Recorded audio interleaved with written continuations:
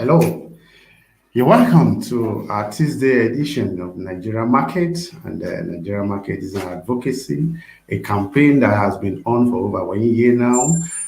It's a campaign that we're holding very strongly to see how the economy of Nigeria can actually turn around for good for us. And it's no other NGO known as AID, and AID is an ambassador initiative for development and empowerment. How do we empower people to get out of the youth is what we talk every day on Tuesdays and Thursdays. You're welcome to our very wonderful, interesting edition this morning. And with me in the studio is my awesome ED, and he's no other person. I call him CI. All My right. name is T. My name is Samuel Paul. Yeah, Chimene Samuel Paul. Yes, we've been talking about how we can actually stabilize our economy, and this program always bring to fore how we can be able to look inward and be able to create an industry that will give us what we need to do to get out of the position we are now economically. And if you can understand what is happening around, it's always good to be able to share with us how the atmosphere, the economy actually is telling us as Nigerians. And it's not far from what is everybody is feeling out there. The food inflation, and that is what is on ground. And no one, even the riches, the poor, the rich man is also feeling the hot. So how do we get out of it? How do we get out of it? The food inflation is high. You go to the market, no matter how much money you put in your pocket, you'll not be able to get exactly your complete meal. So that is what we're looking at. And how do we turn around the situation? So we will be able to see how we're going to move forward. And that's why our topic this morning is trying to see how we can be able to, explore opportunities that we can be able to put on for, and so that we can, manage the situation that is actually affecting us economically. And our topic is not far from what we discussed last week. And we're talking about new grounds, furniture industry in Nigeria. And today we're going to look at the challenges. Why is it that furniture industry actually, people have not actually, government or even investors have not actually, vent into it and take it as an industry that will actually be able to give us jobs opportunities for the young persons. So we're going to discuss that. And as you're with us, you join us, please. We urge you to make your comments, your contributions. This program is for all of us, and we are trying to see how we can put our hands together to move Nigeria forward. So we're going to discuss that. And with me, as we said, we discussed this last week. We talked about is a new ground, how do we, venture into it. And today we will look at the challenges that is facing furniture industry. Why Nigeria generally have not taken it as, a cat out of the book. Well, thank you, Mr. Aslet, and then our viewers, thank you. It's very interesting that for the past 1 year, we've been looking at various sectors, where government needs to take advantage. We're talking about diversifying our economy. Of course. Now, I remember that the last government of President Goodluck Jonathan, they came up to say, okay, let's look at various ways we can diversify our economy from just oil. I think that's where the music industry or entertainment came on, very prominent. I think there was even a proposal for a film village in Abuja here, looked at paper mill. These are areas that we have not thought of before. Yeah. How do we look at these timbers and all that we can get? So there was a study, and then that effort to diversify. Of course, we saw our one and only Akinwumi today. It was the work he put in the Ministry of Agriculture, talking about this, unbundling the agricultural value chain and all that. He did those things that earned him the new position of the African Development Bank, chairman or president. These were things that happened. Of course, that Okonjo-Iweala led that, studies, and we saw areas where government can catch in, just outside oil. I think I also remember that government had said, they were looking at oil will drop. So we need to just go out of oil. Now, that diversification, so we saw that. Now, in this current administration, yes, even though that we have heard the effort of diversifying and all that, but we are not seeing that, come to play. Rather, what we see that if you are talking of diversification, let me say that I heard Okonjo what I used to say then. That was even like 2014, going to 2015 election, and then she would come up and said, as Nigerians, we need to tighten our belt because we need to just do little adjustment, then we can now begin to enjoy. But we've seen a government, yes, you are talking of diversification. What are those policies you are putting in place? What are the programs, that you can pinpoint and say, yes, these are action plans, that when we do it, we will now arrive at this, and not just come to the media and said, we want to diversify the economy.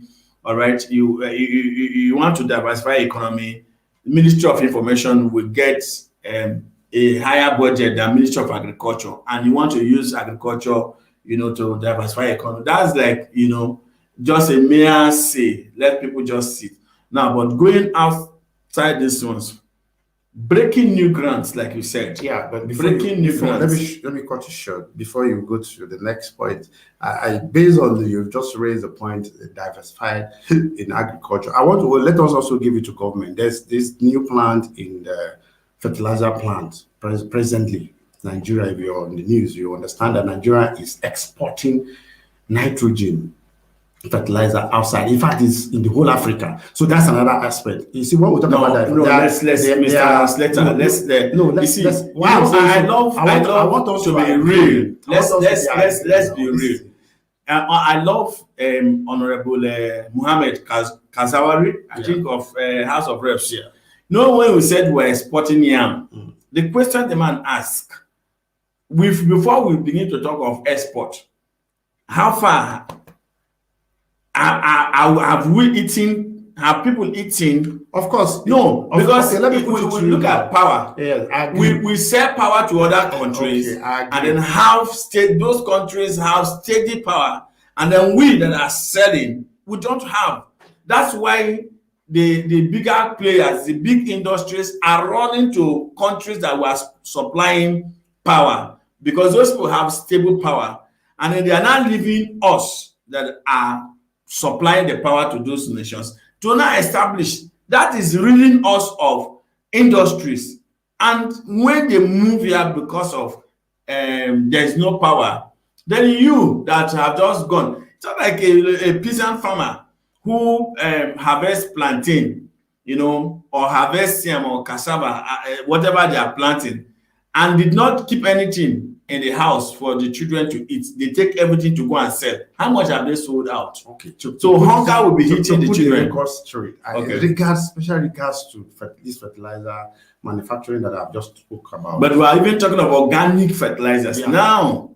Yeah, of course. Technology is taking us beyond that. Last week we saw that our dogoyaro. We went for a program, where people are now coming to say you don't need to use pesticide and herbicides or whatever, for pest control in the farm. Rather, you now use dogoyaro. Okay. So if dogoyaro can now be pesticide at the same time fertilizer, that's what we're talking about. Climate change now. You mentioned of diversification. Yeah, we are diversifying. And that's why we are looking at areas that government are also broken grounds a little. And we are expecting that they should do more. As far as I'm concerned, the issue of this fertilizer production is quite on now, and it's how many farmers in Nigeria have tons? Now, how many farmers in Nigeria have those fertilizers to be used? They have also broken this chain of indirect, supply. They have removed the middlemen, and they are now given to the farmers directly. So that's an opportunity that the farmers will smile, as if you listen to radios or to news recently, you understand that they are happy that fertilizers are getting to them directly from government. So that's a kudos to government. So we are expecting that they should do more, and that's why we are bringing this program of furniture industry in Nigeria. Nigeria should also look, government should also look diversify in this area, and that's what we're talking about. The one they have done, we must commend them so that we do more, so that we understand that. No, I agree. Of course, we're not fighting government. What we are saying that we are opening. We're not saying government look inward. That's what we'll be preaching. That's what we're saying. Government look inward. Nigerians look inward. So let's see the things that God has blessed us abundantly. How do we take advantage of them? That's what we're saying. Yeah, we're taking advantage and we'll continue to take advantage. So listeners, viewers, if you're listening to us, our topic this morning is furniture industry in Nigeria and the challenges. And we're saying this is a new ground that we need to look at. The government need to also, partner with industrial investors to actually come out to see that this area can also create jobs. And when the jobs are created, we'll get low issue of inflation coming down and hitting on us and creating poverty in the land. So we'll look at them. And today we'll look especially what are these challenges that is actually facing this industry, because we know the industry is there, but it's not booming as we expect. First, as you earlier said, the challenges for me, I'll look at machineries first, because I think if there are enough machineries for us, the government will have, this industry will boom. Because right now we still depend on this furniture, carpentry kind of, issue of using hand to get your furniture being made. But no, I think we have gone beyond that. We're talking about technology today. So, and we discussed in our last edition that this furniture business is a process. It has different departments. It's not just cut the wood and begin to couple it. It has different departments. So this department has what it takes to be able to get to the final point. And that is the reason why I mentioned machineries. If machineries are actually being made available and bring to fore, I think we'll be able to, hit more. So if we're going to look at this, what is the challenge when it comes to this issue of furniture industry in Nigeria? Well, I think that there are quite a lot of challenges. It is not peculiar to just the furniture. Every sector you talk about in Nigeria, have one challenge, and of course, that is the challenges we'll be talking about now is, we are comparing. A lot of persons will say, but we don't have standard of these things. Now, when we don't have the required tools, we can't get the required standard, those global Now, what we're just trying to do this one is, how can the Nigerian furniture companies begin to compete, with those foreign furnitures that are coming to Nigeria, so that those who have these longer throat tastes, can, look inward. Now, you mentioned machineries. Yes, I agree with you that machineries, the kind of furniture we are talking about, is not carpentry. It's not carpentry. In as much as we don't look down, on a Kubo furniture company, your furniture market. Okay, that's like a sales point. But when I'm talking about, when you go to industrial, if you go to Kubo, there are also some have some. Don't worry. Yes, it's not up to the standard. We have seen. We've gone to we've been visiting Idu Industrial and then seeing few companies, Ibeco Furnitures, and then maybe the Alibat. Okay, of course, Article and all those. We have seen what machineries, these are heavy duty machines. They are heavy duties that runs on, fuel. That's why I mentioned earlier, power is key. It's one of the challenges that is hitting.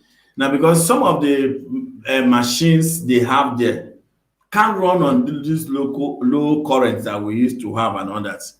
So it means that the man has to also be on gen, to run either diesel and power. So it's power. So those things are problems that government will look inward.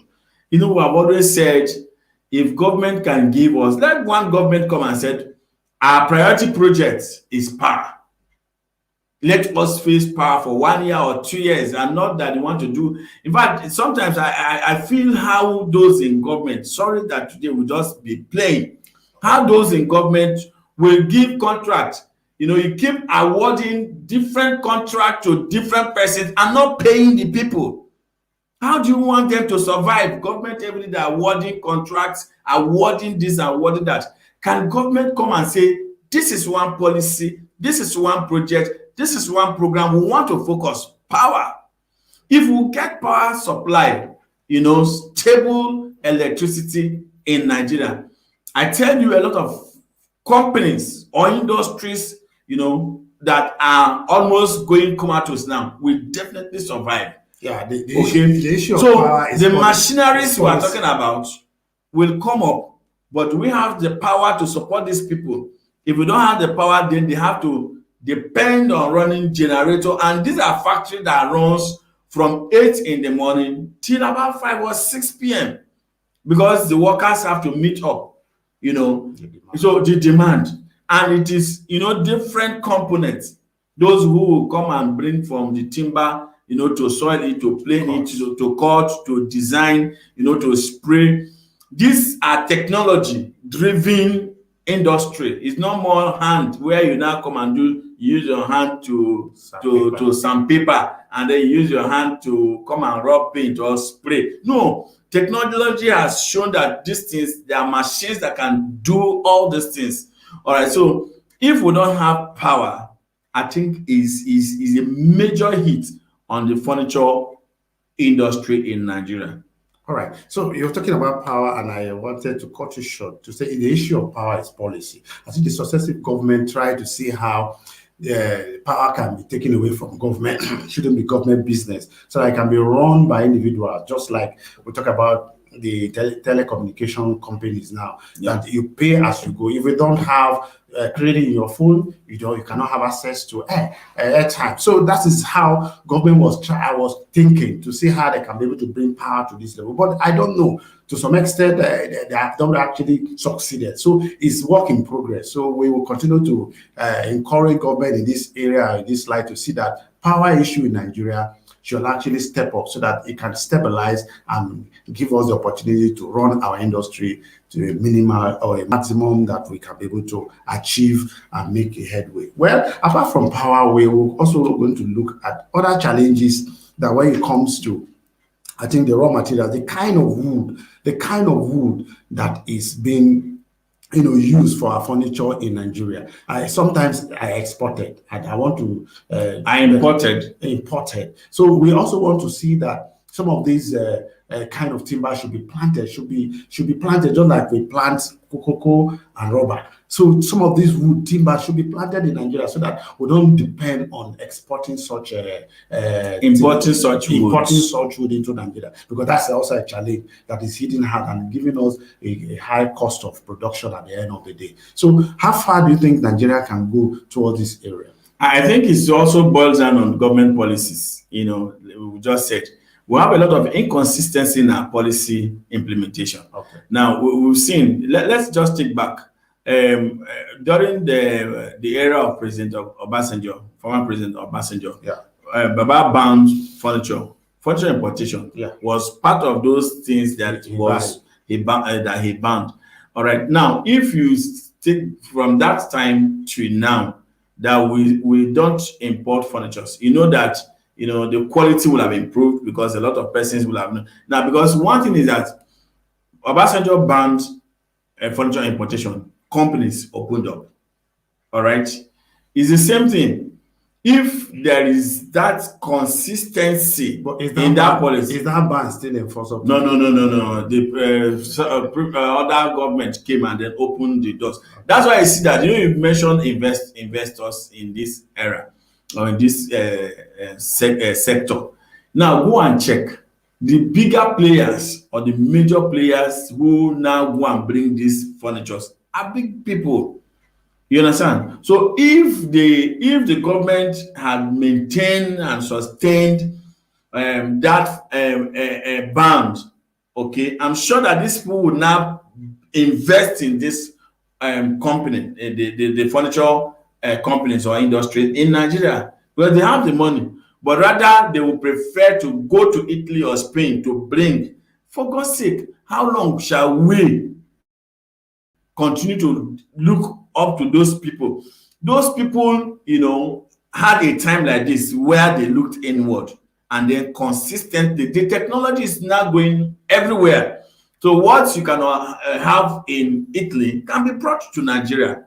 What you have, for instance, look at most of the medical trips we go. before it looks as if heart surgery, open heart surgery can never be done in Nigeria. But we have a lot of both government and private hospitals today that can do open heart surgery, that can do kidney transplant, because these are the things. And then we have seen that various state governments, even some individuals are looking inward to bring those state-of-the-art medical equipment to stop the medical tourism. You recall that just last month, that was last month or this month, early this month, that Governor Nyesom Wike of Rivers State is building the state-of-the-art, cancer and cardiovascular hospital in Rivers State, and he said that is going to be in 14 months. Now, if such efforts are put in various sectors, okay, we won't go. Now, the same thing, we have Ministry of Science and Technology and whatever title. Isn't just to sit down and tell us that one thing that a research institute that I've seen as breakthrough is Kilishi. No, now.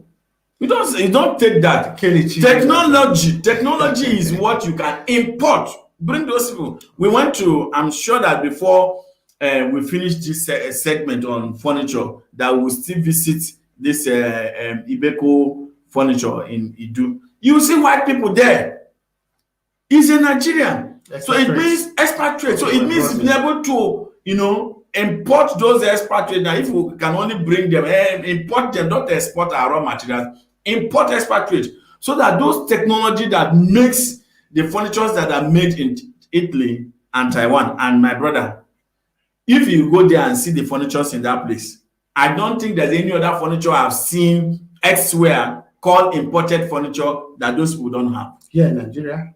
You do industrial, I'm talking about that. So we should just take advantage of those things. All right. Thank you very much. I want to really appreciate your So the policy must be maintained by the government. If you ban this, because if that ban had continued, probably now other people will look into planting these seeds. Even the Ministry of Agriculture should now begin to campaign for such timber or trees that can produce those timbers that is putting for their work. Yeah, well, you've spoken so much, and I want to join all our listeners that we're talking about furniture industry in Nigeria and the challenges. I will be able to experience most of these challenges are actually part of government policies, and we're saying how government can be able to, weigh into this area so that this industry can open up. And you understand that when we talk about furniture, we're talking about security doors. Today, there's no government official, no government facility that doesn't need a security door because of an insecurity that is on. So these are areas, and when we talk about security doors, we go to Italy and buy doors. Security doors. Why not, begin to manufacture them here? Bring the expatriate so that we can share the experience with them. They teach us, and so that instead of going exporting, we should be able to, bring them so that they can be able to share the experience with us. That will actually open up further in the day. We're going to do some X-ray. We're going to do some spotlight yes, of some companies that are actually have taken the bull by the horn to see that some of these furnitures can be manufactured here in Nigeria, so that we don't go begin to look outside here. So we'll be able to bring that later in the day, so you understand that this sector actually need an attention, so that government can actually see the potential that is lying fallow in this area, so that we can tap in and see how we can broaden this area and create jobs for our young teaming youths in Nigeria, and create economy that bring us more dollars and bring down the inflation that is actually hitting on our economy. So as we look at, as we're running up because of time, you see, what apart from government, what other area that we should be able to nip at this point in time, to be able to encourage investors to come in at this point in time, so that they can be able to help those who are into this into this journey, to encourage them to keep up, because ordinarily if you don't have anybody, they might decide not to continue in this regard, even though we know that they are making their efforts. Well, I think that's part of what you said. Those who have money, those who utmost priority, that the only business they can do is the business that they must importation business. Yeah. I think we want to encourage them to also look inward, because your home, like they say, charity begins at home. Now, can you also take advantage? Now you've seen those qualities. Can you also try, some of these local manufacturers and see if they will not meet up? I tell you, my brother, we'll visit most of them. Like what we will do today, I think by this afternoon, we'll be going to one of those furniture companies, and then we'll be meeting with one of the CEOs of the furniture, the leading local industry, furniture industry. So we'll be meeting with them this afternoon to interview and then spotlight, their this thing. So that as Nigerians, if you are thinking of investment, please think local investment, because that also saves you a lot of resources. Of course, and that's the reason why this program is live every Tuesday and Thursday, so that we can be able to, look inward and bring out what we have, so that Nigerians and investors in Nigeria can begin to see where they can also put their money and invest and create jobs here in Nigeria. So Nigerian market is always talking about how we can grow our own economy, how we can expand on what we have, and we have decided to look at furniture industry as a sector.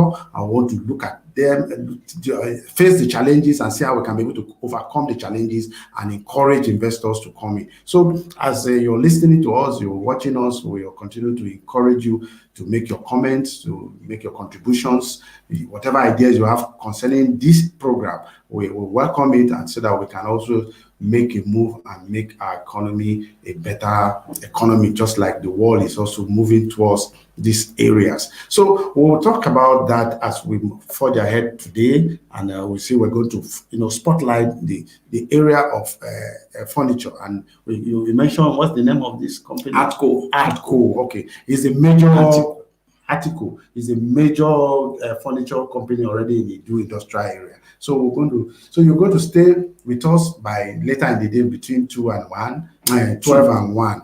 12. No, it's 2 o'clock. Oh, 2 o'clock. Okay. It will be live on our handles, social media handle, so that you'll be able to understand the huge industry, the huge potential that is lying in that industrial area.